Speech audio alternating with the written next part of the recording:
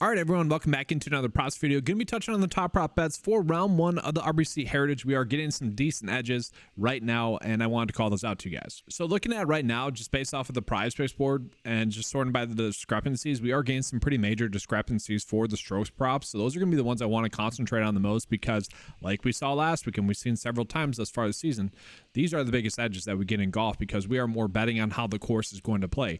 Now, yes, PrizePicks and Underdog, they're going to adjust the payout because of that.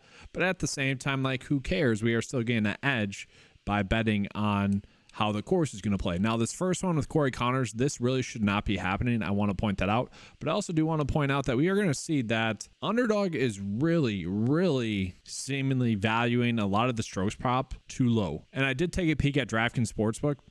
And I don't want to do this too much because their odds are just, they're not that good, in all honesty, compared to like every other sport. But, you know, some things we could call out, like Ludwig Aubert, we can see his round score prop is at 68.5, and it's minus 130 to get that over. Another one, Colin Morikawa, minus 150 to get over 68.5. And so we look at Aubert here, like really on both sides, that's going to be a good over bet, it seems like, but especially on Underdog there where it's at 67.5, you know, compared to like what DraftKings is saying, compared to what the historical odds data is, where the scoring is even par. It's a par 71 this week, guys.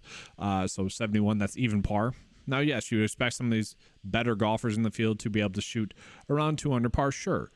But we can see that for them to shoot 4 under par for this to hit, that's going to be pretty difficult to do. And so we should be taking advantage of some of these prop line differences. Again, if we look at like Tom Kim, Brian Harmon, like Tom Kim minus 125 to get over 69.9 or 69.5. So again, when we look at this, we can already see that that's a pretty big edge on Underdog. And let me just get into the Underdog side of it. That's probably going to be easier for you guys.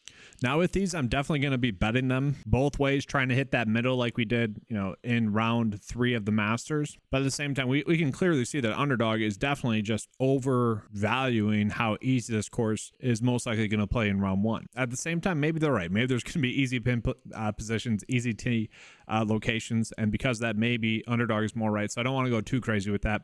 We're just simply going to bet all the overs here on Underdog and then also bet all the unders on PrizePicks. But I do think Underdog is wrong with this one, and you know, DraftKings also agrees with that. So those are some very big edges that we are getting there right now. And then if we just look at it, and so that'd be the bet of the day. Just hopefully hitting that middle. Now I will say Corey Connors I really like for the middle. That feels very good. So if you just want to dial in one of those, by all means go for it. But my bet of the day is literally going to be betting these overs on Underdog. I feel more comfortable about that. But then we're also going to run that out on PrizePicks as well, just the opposite. And then just looking at the best prop bets that we are getting here. So yeah, jumping into the Underdog, just throwing it by edge. We're going to see that birdies are better for Scottie Scheffler. It's probably going to be difficult for him to get to 6 birdies in this one. At the same time, do you really want to bet against Scottie Scheffler? I don't know. That's going to be up to you guys. He could be a little bit cold in round 1.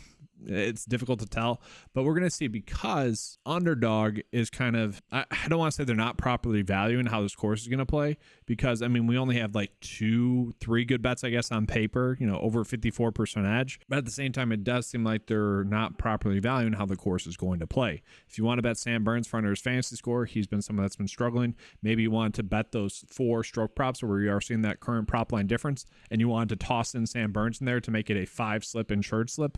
I really don't mind the idea. You could certainly do that as well. And what's super interesting about the strokes prop is not like the greens and regulation props are off or anything like that. That's also weird. And I want to point out, like, typically speaking, the greens and regulation are around 11. And so the fact that they're all at 13, again, that's kind of like strange. Like, that seems to be too high as well. It's just strange that they're giving those lines. And like, this is looking at last year's data, 2 years ago's data based off of how the course played. And I get that there's better golfers playing in this than previous years, but just some strange lines out there for Underdog, just in general. We'll jump into PrizePicks real quick. I guess jump back into PrizePicks real quick. Edge-wise, we're really not getting any edges, guys. If you want to run out the Scottie Scheffler under birdies or better, you can, but really, that's the only one that's popping up on paper to be a decent one.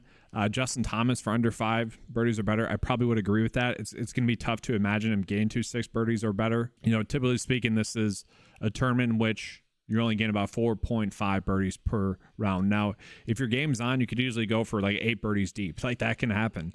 But if your game's off, you're going to struggle to set yourself up for those set birdies. I don't mind the idea of like doing Shane Lowry potentially for over a fairways hit. Slight prop line difference there, but like that just feels like we're forcing it there. So you guys already got the bets of the day there. Again, just running out some middling opportunities there. And then we could also toss in Sam Burns for under his fantasy score on Underdog. That feels like a very good bet. But that's going to be all for round 1 of the RBC Heritage for the prop bets there. Hopefully you guys enjoyed the coverage. If you did, make sure to give a like and subscribe. Appreciate it. Good luck. And as always, let's keep cashing.